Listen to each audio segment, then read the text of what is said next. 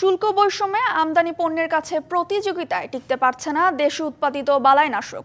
কৃষিতে ব্যবহৃত দেশীয় বালাইনাশক যেখানে গড়ে 30% শুল্ক দেয়, সেখানে আমদানি করা একই পণ্যের শুল্ক মাত্র 10%। এ অবস্থায় দেশীয় শিল্প রক্ষায় বাজেটের শুল্ক সুরক্ষা চান উদ্যোক্তারা।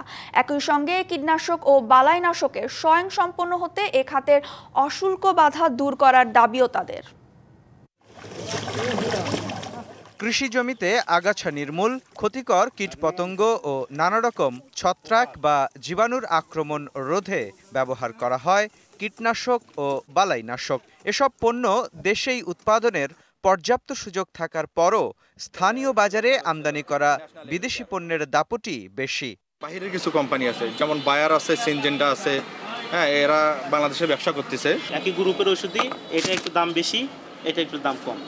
এর আগে স্থানীয় শিল্পকে উৎসাহ দিতে প্রায় 50 ধরনের কাঁচামাল বা রাসায়নিক আমদানিতে শূন্য শুল্ক সুবিধা দিয়ে রেখেছে জাতীয় রাজস্ব board. Jamuna smart refrigerator, smart লাইফে স্মার্ট রেফ্রিজারেটর।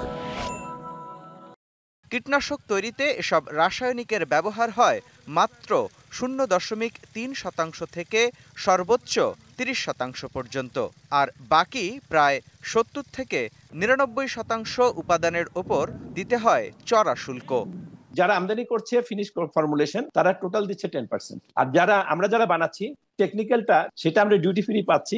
আর বাকি যেটা আপনার 70% আমরা আছে সহযোগী পণ্য, তাতে 30% ডিউটি দিতে হচ্ছে আমাদের। শুধু তাই নয়, কাঁচামাল আমদানিতেও দেশীয় উদ্যোক্তাদের ওপর দেয়া হয়েছে নানা বিধিনিষেধ। যে সমস্ত কোম্পানিগুলো খামার বাড়ি থেকে অ্যাপ্রুভ, সেই কোম্পানিগুলো থেকে আমাদের চয়েস অনুযায়ী আমরা যেন আমাদের টেকনিক্যাল গুলো ইম্পোর্ট করতে পারি, আর সহযোগী পণ্য যেগুলো সামঞ্জস্যপূর্ণ ডিউটিতে আনা। উদ্যোক্তাদের অভিযোগ, আমদানি করা পণ্যের মান নিয়ন্ত্রণের কোনো ব্যবস্থা নেই দেশে। সে সুযোগে বাজারে ঢুকছে নিম্নমানের কীটনাশক, আর তাতে ক্ষতিগ্রস্ত হচ্ছেন কৃষক, কমছে উৎপাদন। এ অবস্থায় বাজেটে দেশীয় শিল্প সুরক্ষা পায় এমন সিদ্ধান্ত নেওয়ার তাগিদ বিশ্লেষকদের। কৃষি উপকরণের ক্ষেত্রে আমরা স্বয়ম্ভর হতে চাই, আমাদেরকে যাতে বিদেশের উপর নির্ভর না করতে হয়। তো বালাইনাশক, ছত্রাকনাশক এইসব আমদানির ক্ষেত্রে আমরা ট্যাক্স রেট, ট্যারিফ রেট এইরকম অবস্থানে রাখতে চাই, যাতে করে আমাদের লোকাল ইন্ডাস্ট্রিগুলো উৎসাহিত বোধ করে।